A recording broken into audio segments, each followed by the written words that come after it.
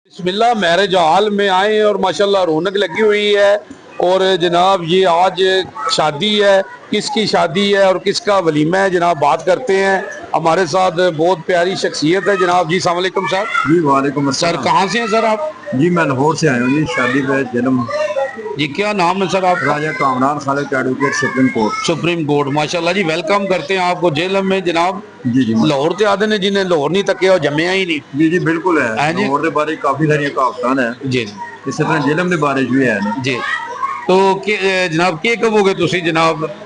Sir बहुत अच्छा event है माशाल्लाह, देख के खुशी हो रही है। अपने कज़न साढ़े नवीस साहब उन्होंने बेटे दी जी जी ते माशाल्लाह बड़ा पुरसकून है और बहुत अच्छा अखबाब आए ने, बड़ी अच्छी अच्छी आला शख्सियात आई हैं।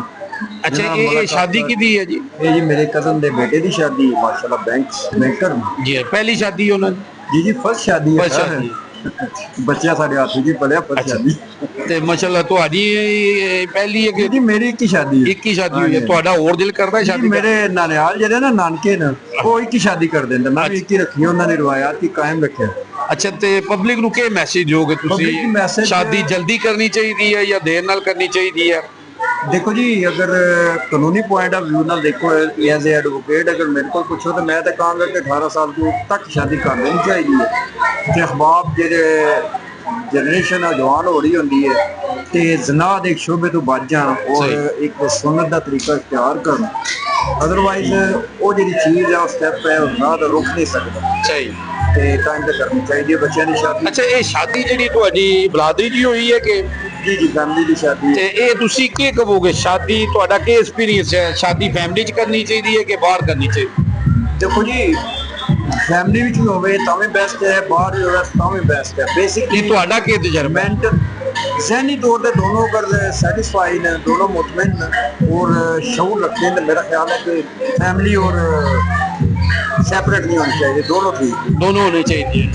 एजुकेटेड होने चाहिए बस। और कुछ मैसेज देना चाहोगे? मैसेज यही है कि सुन्नत की अपनाओ और शादी करो। तो ये जरा वो सुने आते ना जी, मियाँ बीवी राजी तो क्या करेगा काजी, तो इसके बारे में क्या कहेंगे आप? मियाँ बीवी राजी तो की करेगा काजी, इतने काजी नहीं है पूरी बरात है सर। नहीं नहीं वैसे जो तुहाडे को पूछ रहे हैं जेड़ा कानून है आजकल, ये मियाँ बीवी राजी की करेगा काजी का कंसेप्ट होता है कि जिस को लड़की लड़के की नसा के लियांदी है ना, जी जी तो उस वक्त ये कंसेप्ट देखा जाए। ये उन्हें पाकिस्तान के कानून च है जी शादी हो सकती है कि नहीं होती? बिल्कुल हो सकती है, पाकिस्तान के कानून में है।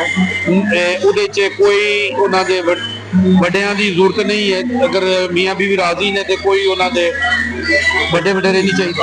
निकाह करने वास्ते दो गवाह चाहिए, ठीक कानून सही है। अगर कानून में दो निकाह मौजूद सारे मौजूद है, उन्होंने मौजूदगी निकाह है तो निकाह हो गई, कानूनी हो सकती है शादी, बनी नहीं कंसेप्ट नहीं है। सही है। कहने में तो बनी कंसेप्ट। जी जी चलें जी, बहुत शुक्रिया जी। उर्दू ग्लोबल यूजी न्यूज़ जावा जी जन।